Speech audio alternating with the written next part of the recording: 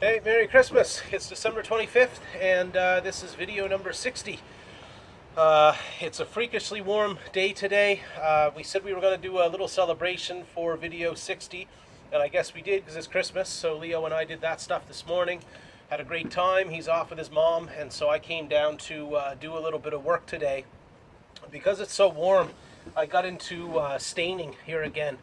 So I'm trying to make sure that these doors that my dad built here for me this fall, I want to make sure I can preserve these this winter, because likely snow's going to get up here at some point, you know, a couple feet up on these doors if I'm not down here regularly shoveling things out. So yeah, I came down here today. I got into tung oil. This is the product here that we're using this time. So I've used three things now so far on this building, and that's what the topic for today, I guess, would be, is that we've used linseed oil, Thompson water seal, and now tung oil I went with for the doors today. This stuff here I find is the lightest of the oils, so it tends to absorb into your wood really well. And we're not really in the season to be doing this. It could get really cold or something tonight. And anyways, I didn't want to leave anything that was going to be kind of on the surface. I was hoping that this stuff would penetrate into the wood today. And this stuff being a really light oil, it's thinner than even something like olive oil. I think out of the three, Thompson water seal was probably the next thinnest. And then I think linseed oil was probably the thickest. Now, because of that, the linseed oil covered a lot more of my building. When I used that, it was only maybe $40 for a 4-liter tub of that stuff, and it covered a lot of square footage. This stuff here, you're looking at probably $15 for just this tiny little jar.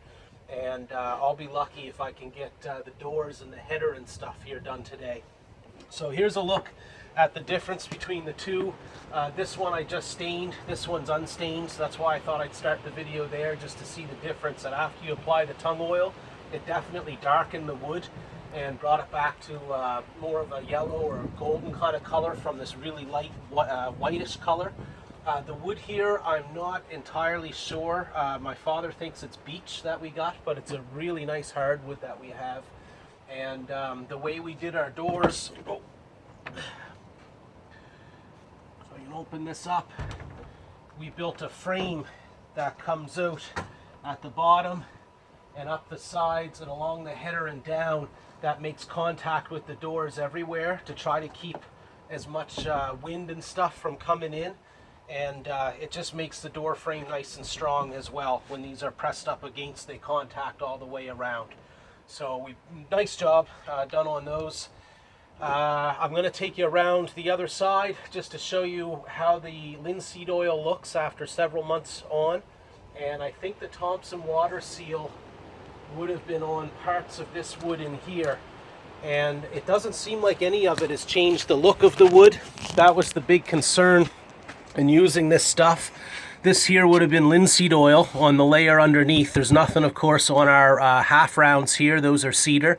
I might at some point treat those, but cedar's very rot resistant, so that's why I went with it as a siding, and then I'll figure out what to do later with that. But I did do all the boards in behind. They're either spruce or pine, I think, is what we had for wood. And like I say, the finish on that still looks really light when you look in between. The tung oil actually looks a little bit darker in application right at the start. And then we'll take a walk around. So there's the difference with the treated and untreated door. Our beautiful river is frozen this time of year. And so here's the back. We've got our wood pile here now. And the wood in behind these here would have been all treated with linseed oil in these cracks.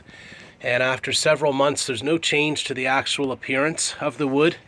So that was one of my concerns, was that this was going to darken, like really darken the wood or something, and make it look not very attractive over time. But so far, all the stains seem to be holding up really well. And then before we're done, I'll just take you guys inside. Things are coming along. We have a fire rocking in here. The wood stove's going really well for us. We had a Christmas tree here this morning and a little setup with Santa Claus. I brought some presents over for Leo, so he thinks Santa Claus was here. And here we have some insulation. So what we used in here now, we started to insulate, and I went with this stuff called rock wool insulation.